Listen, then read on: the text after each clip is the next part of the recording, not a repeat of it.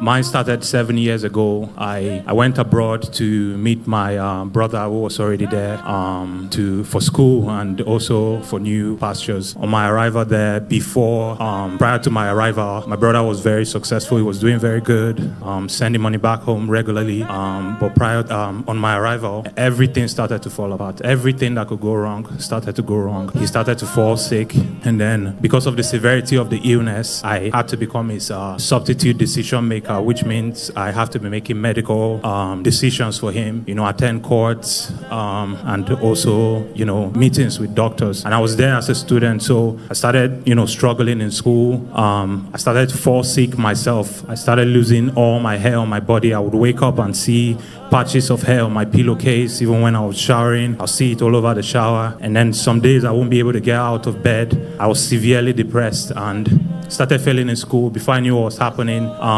immigration said I had to leave because, I wasn't doing well in school, and rightfully so. As all of this was happening, I met my wife, By the way, the goal of this whole spiritual attack was to get me and my brother to come back home without nothing. And it felt like they were succeeding because my brother came with nothing. He had 2 cars, a house, and everything. But the way when he came back, he had nothing, absolutely nothing. And so while all of this was happening, I met my wife and, we got married. We had 2 kids, and she was also, applying for permanent residence. Her time had come, and I told her not to put me in it because, my own immigration history was going to affect, her application, but she refused, and I bless God for that woman. And then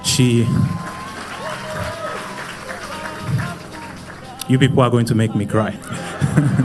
She decided to put me in that application, and immediately she put me in that application, everything started to happen again. They've never refused her for any application since she's been abroad for 15 years, but they refused her work permit over a document that was already there in the first place. So while all of this was going on, they also sent a letter, immigration. They said I left the country or they were going to refuse the whole application, and they gave us 7 days to make a decision. My wife was 6 months pregnant by then, 2 kids. And heavily pregnant, no support whatsoever. I didn't know what to do, but I had a relationship already with God. So I asked the Holy Spirit and my other friends to take care of my wife. And I packed my bags and I left, said goodbye to my 2 kids, not knowing when or I didn't know when next I'll see them. But I was just, I just told myself I needed to take it one step at a time. And then on my way back, I was tearing up on the plane because I was also coming back with nothing, absolutely nothing, not $1 in my pocket, so to me, they had succeeded, and I was just, I hadn't seen my family in 10 years, so I was trying to, just vibe myself up and say, oh yeah, it's a good thing, I'm going to see them, but the thought was still at my back that I had achieved nothing. So anyways, I traveled down, a lady that I met that was my seatmate, we got to, talking, she told me her story, I told her mine, and she told me that I had speed, and to me it was weird, she sounded nuts to me because I've been going through delay and stagnation, and yet you're telling me about speed. But I just discarded what she said. I came down, I stayed with my dad for a week, and then the next week I came to my sister's place. She's an NSPPD and a commissioner here, so she told me that if I join this place, if I don't receive what I'm asking God for, that I shouldn't listen to whatsoever she tells me again. So I decided to join. And I also, my first service here, I met a guy, he came to do his testimony. Matthew is a footballer in Russia, I think.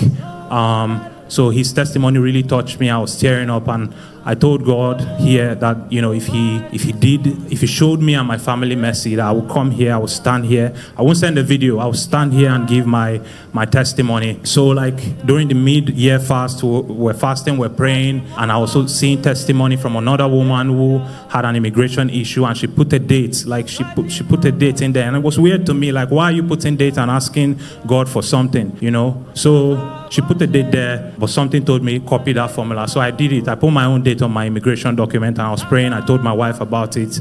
My date was July 15th. And then Pastor Jerry said, print out your evidence. So I didn't print it out, to be honest. My sister was the one who printed it out because all of this was weird to me. I've never prayed like that before. So she printed it out, but I put my date. I filled out my name and everything, and we were praying over it. My date was 15 July. I kid you not, church. 15 July before 12 a.m. Before 12 a.m.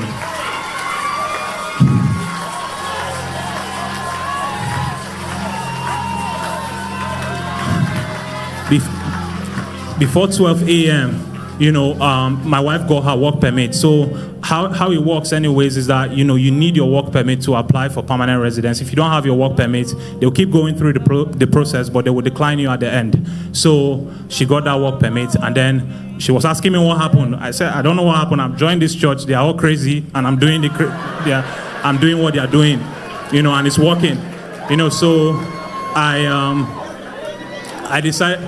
I was still praying because it wasn't the end of the whole, game. So I was still praying. The Holy Spirit put it on my mind to put another date again for when my permanent residence will come out. So I put another date, August 20th, and we're praying. I think Pastor Jerry's birthday is August 22nd. So I put that date, August 20th, and we're praying. August 20th, when nothing came, I was telling my wife that, wow, nothing came, or like I'm surprised. But August... And it was because of Pastor Jerry. God saved it for his birthday. Because August 22nd, before the end of Pastor Jerry's this thing, I was trying to fast. The Holy Spirit said, no, don't fast. It's time to celebrate. So he told me to go and buy everybody something in the house. So I bought everybody something. They were asking me what's happening. I told them that something is coming. I've been given an instruction. So that 22nd, before 11 p.m. again. The reason why it's always 11 p.m. is because we check our email by then. We don't check it before then, just before we're going to bed. By 11 p.m., the email came before, so we checked the email and it said, congratulations, we are ready for you to give you your permanent residence. So I'm sorry, this is so long. I'm trying my best to wrap up everything quickly. The way it works is that the principal applicant has to go through first, and then they will turn to the secondary applicants. So my wife had gone through, and it was now my turn, but I was scared, because immigration history, non-compliance, all of that, but I was just trying to, just tell myself that God will do what he will do. And I just kept telling myself that even if God, you do not show me, you do not bless me with this thing, I'll still worship you. So it's not a problem for me, but this is what I want, and I'll ask for it. I'll have the courage to ask for it. So anyways, I submitted my documents to VFS.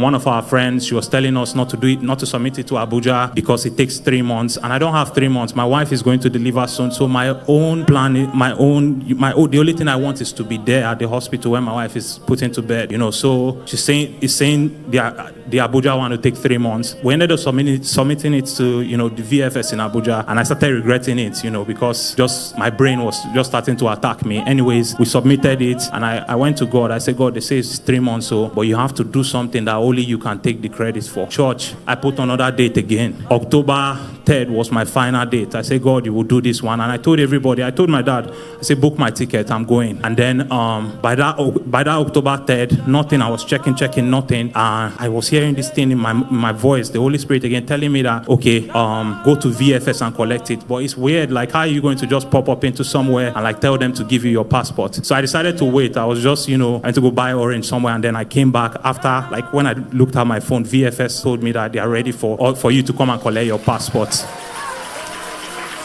And we saw it online that they had finally, we checked online because they have this portal that you can check your stuff, and what it showed there was case closed, church. Case closed. And I've just come to thank God. If God did not show me mercy, God, I said it, if you did not show me mercy, if you did not answer my prayer, God, I said it, I was... Streams of joy, can you celebrate Elroy? Celebrate like you know something is coming. Something is coming. Your testimony will be